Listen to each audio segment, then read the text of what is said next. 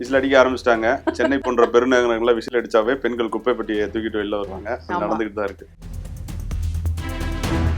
இப்போ பாத்தீங்கன்னா விசில் அடிச்சான் குஞ்சுகள், அணில் குஞ்சுகள் பத்தி நான் சொல்ல வரல. ஸோ எதுக்கு அவர் எம்ஜிஆரை கையில் எடுத்தாரு, எதற்கு ஜெயலலிதா அம்மையாரை கையில் எடுத்தாருன்னே தெரியல. ஸோ அதிமுக கூட்டணிக்கு வரும்னு சொல்லி அவர் ரொம்ப எதிர்பார்த்து காத்துக்கிட்டு இருந்தாரு ஒரு பக்கம்.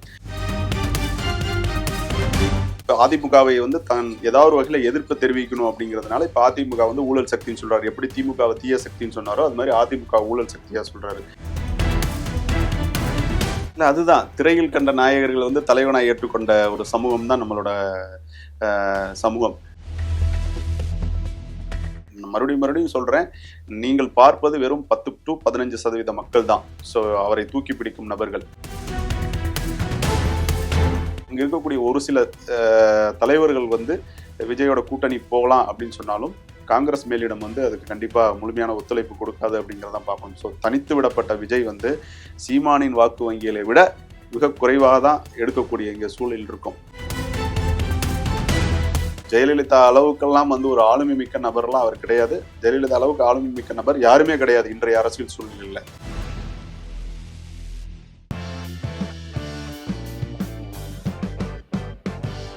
ஜெம் டிவி நேயர்களுக்கு வணக்கம். இன்னைக்கு நம்ம கூட இந்த நேர்காணல்ல அட்வொகேட் ஜெகன் சார் இருக்காரு. வணக்கம் சார். வணக்கம். எப்படி இருக்கீங்க சார்? நல்லா இருக்கேன். நீங்க எப்படி இருக்கீங்க? சௌக்கியமா இருக்கும். சோ உங்களை ஒரு 1 month கேப்ல சந்திக்கிறதுல மிக்க மகிழ்ச்சி.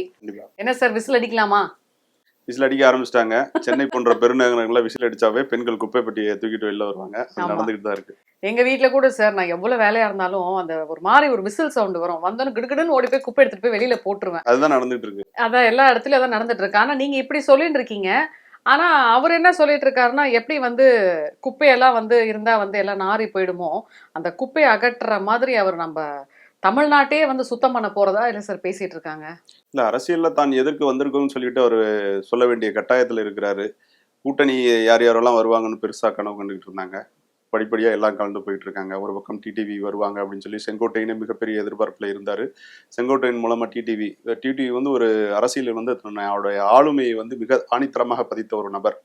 எக்ஸாம்பிள் வந்து நம்ம ஆர்கே நகர் தொகுதி எலெக்ஷனை பார்த்துருக்கோம். ஸோ ஜெயலலிதா அவர்களிடம் அரசியல் கற்றவர், ஒரு மிகச்சிறந்த அனுபவசாலி, அரசியலில் ஒரு எம்பியா இருந்தவர்.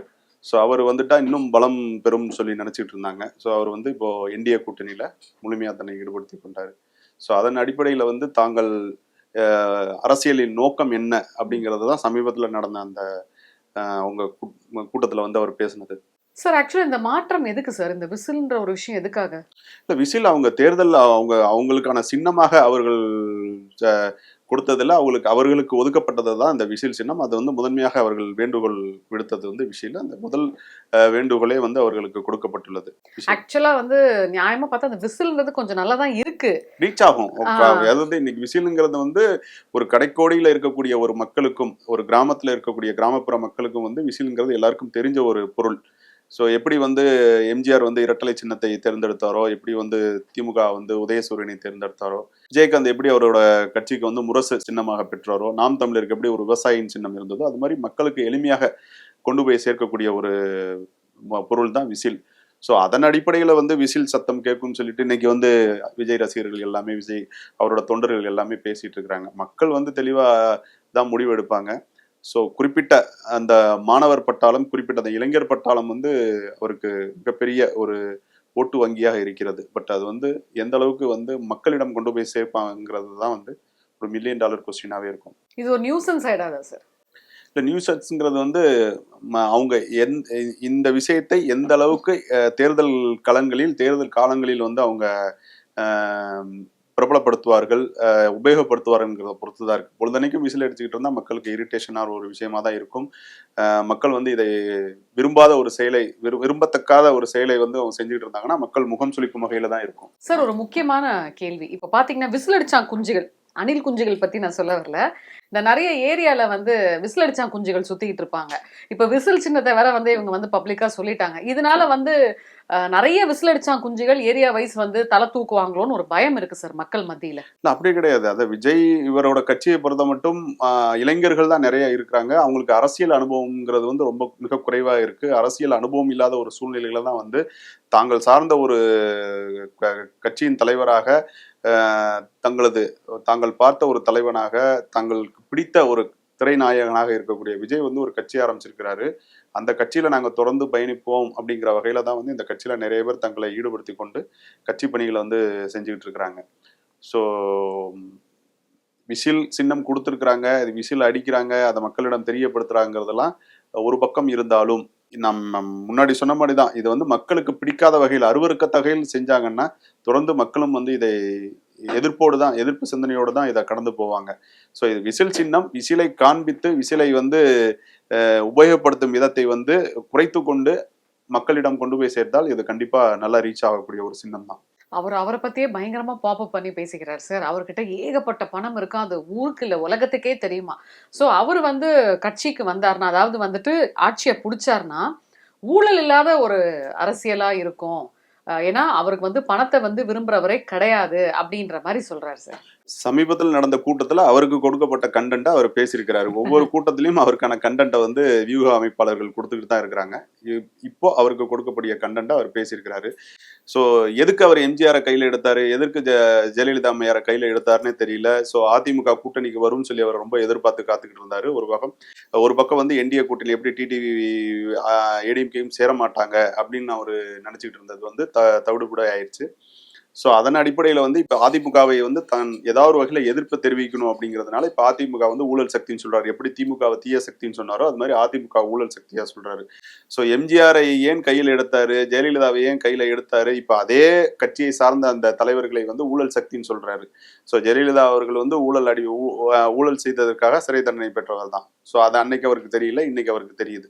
ஸோ அவருக்கு கண்டென்ட் கொடுக்குறவங்க அந்த மாதிரி கொடுக்குறாங்க. இப்போதான் வந்து தேர்தல் களத்துல வந்து அவர் நிதானமா பயணிக்கக்கூடிய ஒரு சூழ்நிலையில இருக்காருங்கிறத தான் நான் பாக்குறேன். இதே வந்து அவர் மேடையில பப்ளிக்கா வந்து நிறைய தடவை வந்து குறிப்பீடு பண்றாரு. என்னன்னா வந்துட்டு ஊழல் சக்தியும் தீய சக்தியும் வந்து நாட்டை ஆண்டு மக்கள்லாம் ரொம்பவே வெறுத்து போயிருக்காங்க. மக்களுமே வந்து ஒரு புது ஆட்சியை வந்து வரவேற்கிறாங்க. அதுவும் குறிப்பிட்டு விஜய் தான் வரணும்னு சொல்லிட்டு மக்கள் ரொம்ப ஆர்வமா எதிர்பார்க்கிறாங்க. அது கண்மூடித்தனமாக அவரை நம்பும் ரசிகர்கள், நம்பும் தொண்டர்கள் ஒரு பக்கம் அவரை ஊக்கப்படுத்தி வந்தாலும், ஒரு பக்கம் சமீபத்தில் நடந்த ஒரு கல்லூரி மேடையிலே பாத்தீங்கன்னா தெளிவா ஒரு பையன் எந்திரிச்சு கேட்கறான், ஊழலை ஒழிப்பேன்னு சொல்லி நீங்க ஆட்சிக்கு வந்திருக்கீங்க, உங்களோட திரைப்படத்துல ஜனநாயகன் திரைப்படத்தை டிக்கெட்டே வந்து 200 டிக்கெட்டை வந்து 2500 3000 பிளாக்ல விற்கக்கூடிய ஒரு சூழ்நிலை தான் இருக்கு. ஸோ அப்புறம் எப்படி நீங்க ஊழலை ஒழிக்க முடியுங்கிறது வந்து தெளிவாகவே வந்து அவரோட செய்தி தொடர்பாளர்களிடம் கேட்கப்பட்ட கேள்விக்கு அவராலேயே பதில் சொல்ல முடியல. ஸோ ஊழலை ஒழிப்பதற்கான நபர் அவர் இல்லை அப்படிங்கிறது வந்து இளைஞர்களுக்கும் தெரியுது, மக்களுக்கும் தெரியுது, பெண்களுக்கும் தெரியுது. அவர் ஒரு கட்சி ஆரம்பிச்சிருக்கிறாரு, சினிமா துறையில வந்து உச்சபட்சமாக அவர் இருக்கும் பொழுது நான் அதை விட்டு வரேன்னு சொல்லியிருக்காரு. மிக தெளிவாக நேற்று வந்து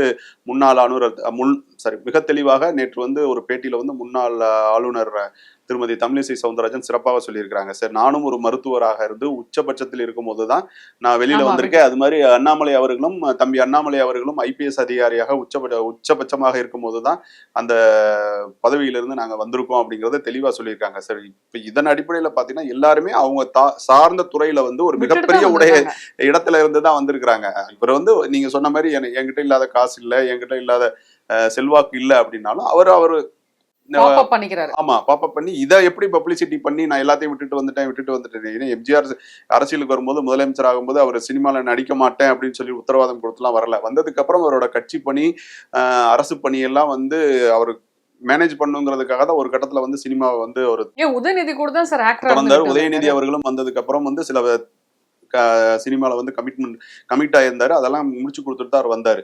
ஸோ நான் இதெல்லாம் விட்டுட்டு வரேங்கிறத நீங்க சொல்ற மாதிரி அவரை பாப்பப் பண்ணிட்டு இது மூலமா கிடைக்கக்கூடிய பயனை வந்து அவர் அறுவடை செய்யறதுக்கு தான் பண்ணிட்டு சார். நீங்க சொல்றது ரொம்பவே கரெக்ட் தான் சார். இப்ப மக்கள் வந்து பயத்துல இருக்காங்களா? ஏன்னா ஒரு சில பேர் வந்து தெளிவா இருக்காங்க, இவர் பேசுற பேச்செல்லாம் செல்லுபடி ஆகல. ஒருத்தர் மக்கள் வந்து எப்படி இருக்காங்கன்னா, இவர் பேசுறது அப்படியே மயங்கி போய் கேட்கறாங்க சார். இல்ல, அதுதான் திரையில் கண்ட நாயகர்கள் வந்து தலைவனாய் ஏற்றுக்கொண்ட ஒரு சமூகம் தான் நம்மளோட சமூகம்.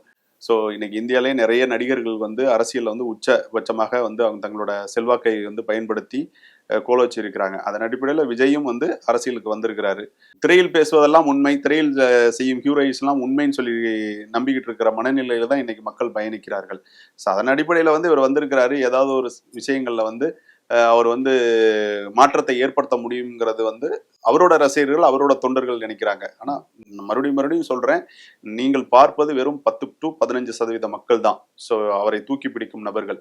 அதையும் தாண்டி கிட்டத்தட்ட ஒரு 70-75% வாக்குகள் வந்து போலிங் ஆயிருக்கு. அதன் அடிப்படையில் பார்த்தீங்கன்னா வெற்றி வாய்ப்புங்கிறது வந்து விஜய்க்கு வந்து ரொம்ப கடினமான ஒரு சூழ்நிலையா இருக்கும். இப்பதான் அவர் அரசியல் களம் சூடுபிடித்திருக்கிறது. இன்னும் 2-3 மாதங்களில் வந்து தமிழகத்துல வந்து எலெக்ஷன் நடக்கக்கூடிய சூழல்ல வந்து இப்பதான் அவர் அதிமுகவை எதிர்த்திருக்கிறாரு.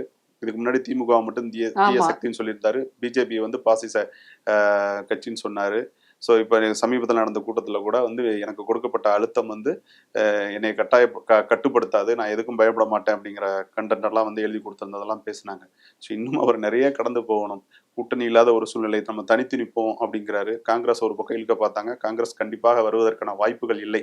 ஏன்னா காங்கிரஸ் அங்கே ஒரு பக்கம் இந்தியா கூட்டணியில் வந்து ஸ்ட்ராங்காக இருக்காங்க. அதிகபட்ச எம்பி வந்து எங்க திமுக கவர்மெண்ட் வச்சிருக்கிறதுனால அவங்களை இழப்பதற்கு காங்கிரஸ் எப்பயுமே தயாரா இருக்கிறது. அங்க இருக்கக்கூடிய ஒரு சில தலைவர்கள் வந்து விஜயோட கூட்டணி போகலாம் அப்படின்னு சொன்னாலும் காங்கிரஸ் மேலிடம் வந்து அதுக்கு கண்டிப்பா முழுமையான ஒத்துழைப்பு கொடுக்காது அப்படிங்கிறதான் பார்க்கணும். ஸோ தனித்து விடப்பட்ட விஜய் வந்து சீமானின் வாக்கு வங்கிகளை விட மிக குறைவாக தான் எடுக்கக்கூடிய இங்க சூழல் இருக்கும். ஸோ கள நிலவரம் அப்படிதான் இருக்கு. ஏன்னா கிட்டத்தட்ட வந்து ஒரு 5-6 எலெக்ஷனை வந்து சீமான் வந்து தனித்து நின்றே சந்திச்சிருக்கிறாரு. காமன் பப்ளிக் ஓட்டு பார்த்தீங்கன்னா கம்பேரிட்டிவ் விஜய் வந்து சீமானுக்கு தான் அதிக போகக்கூடிய வாய்ப்புகள் இருக்கும். ஏன்னா அவர் ஒரு 6-7 எலெக்ஷனை வந்து தனித்து நின்று அவரோட தனித்துவத்தை காமிச்சிருக்கிறாரு. ஒரு முதல் தடவை வந்தாலும் அவரோட ரசிகர்கள், அவரோட கட்சியை சார்ந்தவர்கள் ஓட்டு போடுவாங்களே ஒழிய காமன் பப்ளிக் வந்து சூஸ் பண்றதுக்கான வாய்ப்பு. ஏன்னா அவர் கரூர் விஷயத்திலேயே வந்து கரூரோட 41 பேர் மரணத்திற்கு அவர் காரணம் இல்லாட்டாலும் ஏதோ ஒரு வகையில் அந்த மரணத்திற்கு இவரும் ஒரு காரணம். அவர் நினைத்திருந்தால் தவிர்த்திருக்கலாம். அது காலதாமதம். ஏன்னா சிபிஐ வந்து வழக்கை விசாரிச்சுக்கிட்டு இருக்கு. அதனால நம்ம முழுமையா வந்து இந்த விஷயத்தை பத்தி டிஸ்கஸ் பண்ண முடியாது. இருந்தாலும் அந்த சம்பவத்திற்கு இவரும் ஒரு காரணம். அந்த சம்பவம் நடந்த பிறகு அதை கையாண்ட விதத்தில் விஜய் முழுமையாக தோல்வி அடைந்து விட்டார். கிட்டத்தட்ட ஒரு வாரம் அவர் எங்க இருந்தாருன்னு தெரியல. அதுக்கான சூழ்நிலையை அவர் கையாள தெரியாத ஒரு விஷயத்த வந்து ரொம்ப மக்கள் வந்து விமர்சிக்கக்கூடிய ஒரு விஷயமாவே இருந்தது. இன்னொன்னு சார், இப்ப ஆண்ட கட்சியா இருக்கட்டும், ஆளும் கட்சி திமுகன்னு பப்ளிக்கா சொல்லியே எல்லாம் வந்து பாஜகவோட கொத்தடிமைகள் அப்படின்றாரே சார். இல்ல அதுக்கு தான் இவங்க பல்வேறு கட்சி தரப்பில் வந்து அதுக்கு மிக சிறப்பாக வந்து பதிலடி கொடுத்துருக்குறாங்க. ஸோ தன்னோட படத்தை வெளியிடுவதற்காக இதே விஜயும் விஜயோட தந்தையாரும் வந்து ஏற்கனவே வந்து கோடநாடுல போய் ஜெயலலிதா அம்மையாரை பார்ப்பதற்கு மணிக்கணக்காக காத்து கிடந்தாங்க. அதெல்லாம் வந்து அதிமுக ஐடி விங்கில் வந்து ரொம்ப கிளவராகவே வந்து அதுக்கு ரிப்ளை கொடுத்துருந்தாரு. இனி வரும் காலங்களில் வந்து இவர் என்ன பேசினாலும், ஏன்னா இவர் கூட்டணிக்கு வந்து விட மாட்டாரா, இவர் நம்ம வந்துட்டாருன்னா இன்னும் நம்மளோட பலத்தை அதிகப்படுத்திக் கொள்ள முடியாதாங்கிறதுக்காக தான் சில விஷயங்கள் எந்த கட்சியுமே பேசாம இருந்துகிட்டு இருந்தாங்க. ஸோ திமுகவை பொறுத்த மட்டும் விஜய் எப்ப பேசினாலும் திமுகவுக்கும் தாவேகாவுக்கும் தான் போட்டிங்கிறத ஆணித்தரமாவே எல்லா மேடைகளிலும் சொல்லி வந்தாரு. ஆனா திமுக எந்த மேடைகளிலும் விஜய் அவருக்கு போட்டி இல்லை என்பதை வந்து தெள்ள தெளிவாகவே விஜய் பேரை உச்சரிக்கவே இல்லை. அவங்களுக்கு வந்து திமுகவுக்கு அதிமுக தான் போட்டி அப்படிங்கிற மாதிரி எடப்பாடி அவர்களை பத்தி மட்டும் தான் பேசிட்டு இருந்தாங்க. சரி, விஜயை இன்னைக்கும் அவர்கள் ஒரு பொருட்டாவே கருதவில்லை. இதுதான் அரசியல் சாணக்கியத்தனம். இவர் தான் வந்து தாவேக்காக்கு திமுக போட்டி, திமுக தீய சக்தி அப்படிங்கிறதெல்லாம் பேசிட்டு இருந்தாரு. இன்னைக்கு அதிமுக ஊழல் சக்தின்னு புதுசா சேர்த்துக்கிட்டாரு. ஸோ அதனால திமுக இப்பவும் விஜய் எதிர்ப்பு அரசியலை கண்டிப்பாக கையாள மாட்டார்கள். அவர்கள் அதிமுகவே தான். ஏன்னா மூன்றாவது ஒரு கட்சியை உள்ள விடக்கூடாது என்பதில் அவர்கள் தெளிவாக இருப்பார்கள். ஸோ இன்னைக்கும் வந்து திமுக வந்து அதிமுகவை தான் எதிர்ப்பா பார்க்கும். அதிமுக ஐடி விங் மூலமா இன்னைக்கு தாவேக்காக்கு வந்து ஒரு பதிலடி கொடுத்திருக்காங்க. இப்படிதான் இந்த அரசியல் களம் போயிட்டே இருக்கும். ஜனநாயகம் படம் மட்டும் ரிலீஸ் ஆயிருந்தா மக்கள்லாம் பார்த்து அப்படியே மயங்கிட்டு இருப்பாங்க. சோ அதை வந்து பிளான் பண்ணி பாஜக தான் தடை பண்ணிருக்கு, முடக்கிட்டாங்க அப்படின்னு சொல்றாங்களே சார். இல்ல, ஒரு படம் ரிலீஸ் ஆகிறதுக்கு வந்து காரணம் வந்து இவர் இன்னைக்கு அரசியல் கட்சி ஆரம்பிச்சிருக்கிறாரு, உச்சமாக செல்ல போறாரு அப்படின்னு சொல்லி இவங்களே ஒரு கற்பனை கதையை கட்டி கொண்டு அதனாலதான் வந்து இன்னைக்கு வந்து படம் ரிலீஸ் ஆகலன்னு சொல்லிட்டு சினிமாவை பொறுத்த மட்டும் கண்டென்ட் வந்து சில கண்டென்ட்கள் வந்து பேசக்கூடாது, பேசினா என்ன அடிப்படையிலான சர்டிபிகேட் யூஏ கொடுக்கலாமா, ஏ சர்டிபிகேட் கொடுக்கலாமா, இல்ல சென்சார் போர்டு தான் முடிவு பண்ணணும். சரி, சென்சார் சர்டிபிகேட் வாங்காமே இவங்க ரிலீஸ் டேட் அறிவிச்சது இவங்க பண்ண மிகப்பெரிய தவறு. அதுக்கப்புறம் வந்து அரசியல் காழ்ப்புணர்ச்சின்னு சொல்லி இவங்க வந்து அப்படியே கொண்டு போறதெல்லாம் தேவையில்லாத ஒரு விஷயம். சமீபத்தில் வந்து ஜஸ்டிஸ் பிடி ஆசா அவர்கள் வந்து சென்சார் போர்டு வந்து சர்டிபிகேட் கொடுக்கணும்னு சொல்லிட்டு ஒரு ஆர்டர் ஒன்று போட்டாங்க. ஸோ அதுக்கு சென்சார் போர்டு தரப்புல வந்து அப்பீல் போன வழக்கு வந்து இன்று நீதியரசர்கள் ஸ்ரீவத்சவா மற்றும் ஜஸ்டிஸ் வேல்முருகன் அவர்கள் அமர்வுல வந்து விசாரணைக்கு வந்ததுல வந்து தனிப்பட்ட விதத்துல வந்து மத உணர்வை தூண்டும் விதத்தில் வந்து நிறைய காட்சிகள் காட்சிப்படுத்தப்பட்டுள்ளது. ஸோ சென்சார் போர்டு கிட்ட ரிப்ளை வாங்காமையே இந்த ஜட்ஜ்மெண்ட் கொடுத்துருக்காங்கன்னு சொல்லிட்டு மீண்டும் இந்த வழக்கை விசாரிக்க வேண்டும் என்று உத்தரவிட்டிருக்கிறார்கள். அதன் அடிப்படையில் ரிலீஸ் தேதிங்கிறது இப்போதைக்கு ஒரு கன்ஃபார்ம் இல்லாத ஒரு சூழ்நிலை. இவ்வளவு விஷயங்களை வச்சுக்கிட்டு சும்மாவே வந்து காழ்ப்புணர்ச்சியோட வந்து சென்ட்ரல் கவர்மெண்ட் பண்றாங்க, எங்களை முடக்க வேண்டும் என்ற நோக்கத்தோட பண்றாங்க அப்படிங்கறது வந்து நான் எதுவுமே கரெக்டா இருக்க மாட்டேன். பட் எனக்கு நடக்கிறதெல்லாம் நடக்கணும். ஏதாவது எனக்கு எதிராக நடந்துருச்சுன்னா அரசியல் காழ்ப்புணர்ச்சி, ஆமா அரசியல் காழ்ப்புணர்ச்சி அப்படின்னு சொல்லி பேசுறது வந்து மக்களை திசை திருப்பம். இது வந்து அவர்களோட ரசிகர்கள் தான் நம்புவாங்க, மற்றவங்க யாரும் நம்ப தயாரா இருக்க மாட்டாங்க. ஏன்னா மக்கள் வந்து இப்ப தெளிவா இருக்காங்க. எல்லா தரப்பான செய்திகளையும் வாசிக்கக்கூடிய, தெரிந்து கொள்ளக்கூடிய இடத்துலதான் இன்னைக்கு மக்கள் இருக்காங்க. இன்னொரு 3 மாசம் தேர்தல் கிழமை அப்படித்தான் இருக்கும். இவங்க இதே வந்து சொல்லிக்கிட்டே இருந்தாங்கன்னா மக்கள் ஒரு கட்டத்துல வந்து இவங்க பொய் பிரச்சாரம் செய்யறாங்க அப்படிங்கறத தான் ஈஸியா புரிஞ்சுப்பாங்க. சார், இவரோட டார்கெட் ஃபுல்லா பாத்தீங்கன்னா இவரோட ரசிகர்கள் எப்படி யங்ஸ்டர்ஸா இருக்காங்களோ அந்த யங்ஸ்டர்ஸை தான் இவரோட டார்கெட் அதிகமா பண்றாரு சார். ஆமா, இப்ப ஈவன் நம்ம வந்து நிறைய கல்லூரிகள்ல போய் நான் பேசுறேன். கல்லூரிகள்ல பேசும்போது நான் வந்து எல்லா கல்லூரிகளும் பேசி முடிச்சதுக்கு அப்புறம் ஒரு உறுதிமொழி எடுக்க சொல்லுவேன். ஏன்னா அது ஒரு கொள்கையாவே வச்சுக்கிட்டு இருக்கிறோம் எங்க சட்ட உரிமை கழகம் மூலமாக. குறிப்பா வந்து தேர்தல் வரப்போகுது, தேர்தலில் வந்து 100% நீங்கள்லாம் வாக்கு செலுத்தணும், வாக்கு செலுத்துறது வந்து பணம் வாங்கக்கூடாது, உங்கள் ஓட்டை விற்கக்கூடாது, எங்கள் வாக்கு விற்பனைக்கல்லன்னு சொல்லிட்டு ஒரு உறுதிமொழி எடுக்க சொல்லுவோம். அதுபோல உங்களை சார்ந்த நபர்களும் உங்கள் பெற்றோர்களும் வந்து வாக்கை வந்து விற்கக்கூடாதுன்னு சொல்லிட்டு ஒரு உறுதிமொழி எடுப்போம். அந்த உறுதிமொழி எடுப்பதற்கு முன்பு ஒரு ஃபன்னா இருக்கணுங்கிறதுக்காக தாவேக்கா அப்படின்னு பேர் சொன்னாவே அங்க இருக்கக்கூடிய எல்லாருமே வந்து ஓன்னு கத்தக்கூடிய ஒரு மனநிலையில இருக்காங்க. அவர்களுக்கு வந்து இளைஞர் பட்டாளம், குறிப்பா கல்லூரி மாணவிகள் மத்தியில நல்ல வரவேற்பு இருக்கு. கடந்த ஒரு இது வந்து எனக்கு தெரிஞ்ச ஒரு 5-6 வருடங்களாகத்தான் விஜய் அவர்களுக்கு இவ்வளவு பெரிய மாஸ் வந்ததா தான் நான் பாக்குறேன். அதுக்கு முன்னாடி வந்து இவ்வளவு பெரிய மாஸ் இல்லை. அஜித் அவர்களின் ஸ்பேஸ் வந்து காலியாக அந்த ஸ்பேஸை வந்து அந்த வெற்றிடத்தை வந்து அவர் பிடிச்சுக்கிட்டாரு அப்படிங்கறதான் பார்க்கணும். அரசியல்ங்கிறது அவருக்கு ஆரம்பத்துல இருந்து ஒரு பேஸ் அவர் உருவாக்கிட்டு தான் வந்தாரு. அவரோட கனவா தான் இருந்திருக்கும். அவங்க அப்பாவும் அரசியலுக்கு ஏற்ற ஒரு நபராகத்தான் ஆரம்பத்துல இருந்து எஸ். ஏ. சந்திரசேகர் அவர்களும் வந்து விஜயை வந்து உருவாக்கிட்டு வந்தாரு. அதன் அடிப்படையில் வந்து கொஞ்சம் முன்னாடி வந்து எஸ். ஏ. சந்திரசேகர் வந்து அரசியல் இவர் அப்பவே கட்சி ஆரம்பிக்க போறதுக்காக முன்னோட்டமாக சில விஷயங்கள்லாம் வந்து அவர் பேசினாரு. அதை வந்து பிடிக்காம 2 பேர் விலகி இருந்தாங்க. அதுக்கு காரணம் புஸ்லி ஆனந்த் தான் அப்படிங்கிறதுல வந்து எஸ். ஏ. சந்திரசேகர் அவர்களோட அளித்த பேட்டியிலே நம்ம பார்த்தோம். அரசியல்ங்கிறது வந்து அவர் ஆரம்பத்திலேருந்து போட்ட பேஸ் தான். அதன் அடிப்படையில் தான் வந்து அந்த தலைவா படம் ரிலீஸ் அப்போ வந்து அப்போ நடந்த ஒரு பிரச்சனை, அப்புறம் அந்த காலகட்டத்தில் வந்து ஜெயலலிதா அம்மையார் கூட நாட்டில் போய் மணிக்கணக்காக காத்திருந்து ரிலீஸ் டேட்லாம் வாங்கிட்டு வந்தது எல்லாமே நம்ம பார்த்தோம். இளைஞர்கள் மத்தியில் வந்து நீங்க சொன்ன மாதிரி நல்ல வரவேற்பு விஜய் அவர்களுக்கு இருக்கு. ஆனா வந்து இளைஞர்கள் மட்டும், அதாவது 100% வாக்குகளை செலுத்தக்கூடிய நபர்களாக இளைஞர்கள் இருந்தாலும் இந்த தேர்தல் களம் என்பது, ஏன்னா திமுக வந்து தாங்கள் நல்லாட்சியை கொடுத்திருக்கிறோம், கொடுத்த வாக்குறுதிகள் எல்லாம் நாங்கள் நிறைவேற்றி இருக்கிறோம் என்று அவங்க பப்ளிசிட்டி பண்ணிட்டு இருக்கிறாங்க. வாக்குறுதிகள் வந்து முழுமையாக நிறைவேற்றப்படவில்லை என்று அதிமுக ஒரு பக்கம் பேசுறாங்க. அவங்களுக்கு முழு பலமாக மத்திய அரசும் வந்து கூட்டணியில இருக்கிறாங்க. மோடி அவர்களுக்கென்று ஒரு தனி செல்வாக்கு ஒவ்வொரு வீட்டிலும் இருக்கு. இப்போ திருப்பரங்குன்றம் இஷ்யூ நடந்துகிட்டு இருக்கு. வந்து முருக பக்தர்கள் எல்லாம் கொந்தளிச்சிருக்கிறாங்க. இந்த காலகட்டம் தான் இந்த தேர்தல் களத்தை வந்து முக்கிய நிகழ்வாக இருக்கும். அதன் அடிப்படையில பாத்தீங்கன்னா விஜய் அவர்கள் திருப்பரங்குன்றம் இஷ்யூக்கு வந்து வாய் திறக்கல, எதுவுமே பண்ணல, தீபாவளிக்கு வாழ்த்து சொல்லல, பொங்கலுக்கு வாழ்த்து சொல்லல, ஆனா கிறிஸ்துவ நிகழ்ச்சி எல்லாத்துக்கும் வாழ்த்து சொல்றாரு. கூட்டணியும் இங்கு பலம் குறைந்த நபராகத்தான் இருக்கிறாரு. அதன் அடிப்படையில பாத்தீங்கன்னா வாக்கு சதவீதம் என்பது எதிர்பார்த்ததை விட, ஏற்கனவே எல்லா தேர்தல் வியூக அமைப்பாளர்களும் சரி, மற்ற அரசியல் கட்சியினரும் சரி, ஒரு 15-20% வாக்கு வாங்குவாருன்னு சொன்னாங்க. என்னோட அசம்ஷன்ல ஒரு 10% தாண்டினாலே ஒரு பெரிய விஷயமா தான் இருக்கும்னு நான் பாக்குறேன். அவர் வந்துட்டு இன்னொன்னு பாத்தீங்கன்னா, இப்போ பேசுறது வந்து தன் மேல கான்பிடன்ஸ் இருந்து பேசுற மாதிரி தெரியல சார். அவர் பேசுற டயலாக்ஸ், எழுதி கொடுத்த டயலாக்ஸ் எல்லாமே எப்படி இருக்குன்னா, ஒண்ணு ஆளும் கட்சி அசிங்கப்படுத்துறாரு, இல்ல ஆண்ட கட்சி அசிங்கப்படுத்துறாரு, இல்ல தன்னை பத்தி ரொம்ப பெருமையா பேசிக்கிறாரு. உதாரணத்துக்கு அவர் யாரையும் அடிமைப்படுத்த முடியாது, அவர் வந்து யாருக்கும் அடங்கியும் போக மாட்டாரு, அடங்கி போயிட்டு இருக்கிறது வந்து திமுக தான், நான் வந்து அடிமையாவே இருக்க மாட்டேன் அப்படின்றாரே சார். இல்ல அப்படித்தானே அவர் பேச முடியும். ஏன்னா அவர் அதிமுக வெயிட் பண்ணிட்டு இருந்தாரு. அதிமுக இப்ப நம்மளோட கூட்டணி இல்லைங்கிறது முடிவு வந்துருச்சு. அதனாலதான் நீங்க சொல்ற மாதிரி ஆண்ட கட்சி ஆளும் கட்சிங்கிற கான்செப்டுக்கே இப்ப உள்ள வந்திருக்கிறாரு, அந்த புது கண்டென்ட் இது. அதுக்கு முன்னாடி வந்து திமுக மட்டும் தான் டார்கெட் பண்ணிட்டு இருந்தாரு, சென்ட்ரல்ல இருக்கக்கூடிய பாஜக மட்டும் டார்கெட் பண்ணிட்டு இருந்தாரு. இப்போ 3வது கட்சியாக இவர் இன்னைக்கு அதிமுகவையும் கையில் எடுத்துக்கிட்டாரு.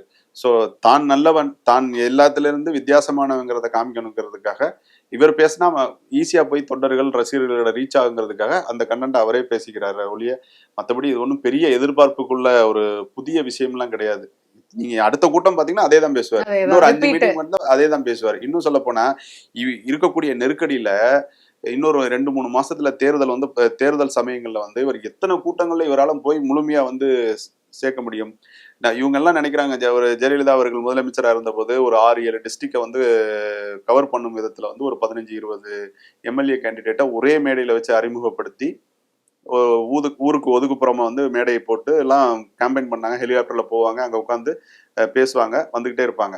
ஸோ அந்த மாதிரிலாம் விஜயோட அரசியல்லாம் இங்க எடுபடாது. ஜெயலலிதா அளவுக்கெல்லாம் வந்து ஒரு ஆளுமை மிக்க நபர்லாம் அவர் கிடையாது. ஜெயலலிதா அளவுக்கு ஆளுமை மிக்க நபர் யாருமே கிடையாது இன்றைய அரசியல் சூழ்நிலையில. ஸோ அதனால வந்து இவரால் 234 தொகுதியும் போயும் கவர் பண்ண முடியாது. இல்ல ஜெயலலிதா அவர்கள் எடுத்துக்கொண்ட ஒரு விஷயத்த வந்து இவருக்கு கையாளவும் தெரியாது. அதனால வந்து இனி வரும் காலங்களில் அதிமுக திமுக போன்ற மிகப்பெரிய ஆளுமை மிக்க ஒரு கட்சிகள்ல இவர் போட்டி போட்டுலாம் வந்து பண்றதெல்லாம் ரொம்ப கஷ்டம். இவர் ஏதோ ஒரு கற்பனை உலகத்துல வாழ்ந்துட்டு இருக்காரு. 2 தேர்தல் வியூக அமைப்பாளர்கள் ஒரே இடத்துல இருந்து அவங்களுக்குள்ள இருக்கக்கூடிய ஒரு யூகோல இவரை பலியாடாகிட்டு இருக்கிறாரு. ஜான ஆரோக்கியசாமி ஒரு தேர்தல் வியூக அமைப்பாளர். அவர் தான் ஆரம்பத்துல கட்சி ஆரம்பிச்சதுல இருந்து விஜய் கூட பயணிக்கிறாரு. இடையில வந்து சொருகிட்டவர் விசிகால இருந்து வந்த துணை பொதுச் செயலாளர். அவரும் ஒரு தேர்தல் வியூக அமைப்பாளர். இவங்களுக்கு நடக்கக்கூடிய பிரச்சனையில வந்து ஒருத்தர் வந்து பூத் கமிட்டி எல்லாம் பாத்துக்கோங்க சொல்லி ஆதவர்ஜுனாவை பிரிச்சு விட்டுருக்காங்க. ஒருத்தர் வந்து தேர்தல் கூட்டணி மற்றும் தேர்தல் வியூகத்தை அமைச்சு கொடுத்துட்டு இருக்காரு ஜான ஆரோக்கியசாமி. இவங்களுக்கு இடையில நடக்கக்கூடிய பிரச்சனையே விஜயால சால்வ் பண்ண முடியல. சோ அதனாலதான் இப்ப சமீபத்துல நம்ம எல்லாம் ஒற்றுமையா செயல்படணும், ஒற்றுமையா பண்ணணுங்கிறாங்க. இன்னும் இந்த எலெக்ஷனுக்கு அப்புறம் இவர் கடைசி படம் ஜனநாயகன் சொன்னதும் உண்மையா இருக்க போறது இல்ல. அடுத்த படம் நடிக்க தான் போறாரு. கட்சியும் சின்ன பின்னமா செதறி போகத்தான் போகுது. அது நடக்கதான் போகுது. என்ன சார் இப்படி பொசுக்குன்னு சொல்லிட்டீங்க, விஜய் வந்து சின்ன பின்னமாயிடும் அவரோட கட்சி அப்படின்னு சொல்லிட்டு? இல்ல, அது ஆப்வியஸ்லி நடக்கிறது தானே. எந்த ஒரு விஷயமும் தேர்தல் களத்தை நோக்கி பயணிக்கும் பொழுது அது வரைக்கும் சூடு பிடிக்கும். அதுக்கப்புறம் தோல்வியோ வெற்றி இருந்தால் வெற்றியில் பயணிப்பார்கள், அதோட சேர்ந்து பயணிப்பாங்க. தோல்விங்கும் போது கட்சி உடையத்தான் செய்யும். இன்னும் சொல்ல போனா இப்போ சமீபத்துல வந்து செங்கோட்டையன் வந்ததுக்கு பிறகு வந்து வைத்தியலிங்கம் அவர்கள் வந்து திமுக போயிருக்கிறாரு. கிருஷ்ணன் அவர்கள் வந்து முன்னாள் அமைச்சர் வந்து தாவேக்காக்கு வந்திருக்காங்க. இன்னும் அதிமுக திமுகவில் யார் யாருக்கெல்லாம் சீட்டு கொடுக்கப்படவில்லையோ அவர்களெல்லாம் தாவேக்காக்கு வரக்கூடிய வாய்ப்புகள் இருக்கு. ஸோ அதுல அந்த ஒருத்தர் வந்துட்டாருங்கிறதுக்காக இவருக்கு பலம் ஆயிராது. ஸோ அந்த கட்சியில் புறக்கணிக்கப்பட்ட நபர் இங்க வந்து சீட்டு கிடைக்கணும் வரதான் செய்வாங்க. குறிப்பா பார்த்தா 234 தொகுதிகளிலும் ஆட்கள் போட வேண்டும், 234 தொகுதியிலும் பூத் கமிட்டி போடணும். இதெல்லாம் வந்து தாவேக்காக்கு இருக்கக்கூடிய மிகப்பெரிய சவால். இதெல்லாம் வந்து சாதாரண விஷயமே கிடையாது. இன்னைக்கு அதிமுக திமுக இருக்கக்கூடிய அந்த பூத் கமிட்டி வந்து இன்னைக்கு அவங்க சக்சஸ்க்கு காரணமே அதுதான். பூத் கமிட்டி வந்து ஃபில் பண்ணியிருப்பாங்க. சீமான் கட்சிகளிலே வந்து நிறைய பூத் கமிட்டி ஆள் இல்லாதனாலதான் அவரோட நிறைய போய் ரீச் பண்ண முடியல.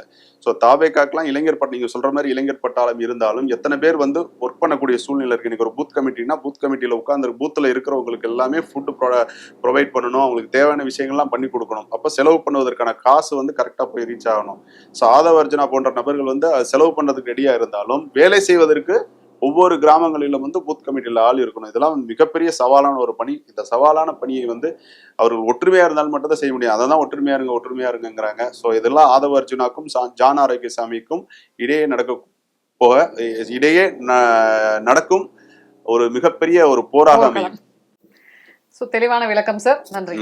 ஸோ நிறைய விஷயங்கள் வந்து நமக்கு ஜெகன் சார் வந்து விசில் சின்னத்தை பத்தி சுவாரஸ்யமா சொல்லியிருக்காரு. வரப்போற பதிவுகள்ல நம்ம இன்னும் நிறைய பேசலாம்.